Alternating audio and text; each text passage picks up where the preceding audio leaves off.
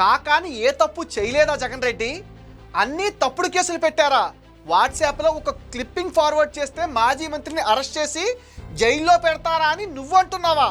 మరి అంకబాబుని నువ్వెందుకు అరెస్ట్ చేశావు?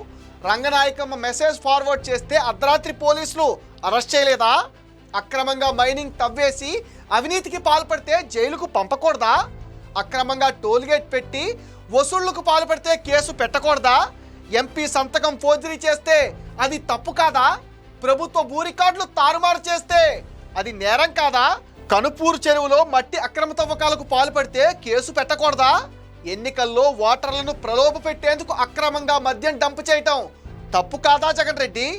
టీడీపీ నాయకుడు ఎమ్మెల్యే సోమిరెడ్డి ఫోటోలను మార్ఫింగ్ చేసి తప్పుడు ప్రచారం చేసినా తప్పు లేదా? కాకాని అవినీతి అక్రమాలకు పాల్పడితే ఊరుకోవాలా జగన్ రెడ్డి? కాకానిని అరెస్ట్ చేస్తే ఆయన పిల్లలు బాధపడతారని ఎలా అంటావు? నువ్వు అధికారంలో ఉన్నప్పుడు అన్యాయంగా జైలుకు పంపిన వాళ్లకు పిల్లలు లేరా?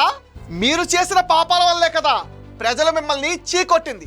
అయినా సుద్దపోసలం కేసులు ఎలా పెడతారంటూ ఆ ఏడుపులేంటి జగన్ రెడ్డి?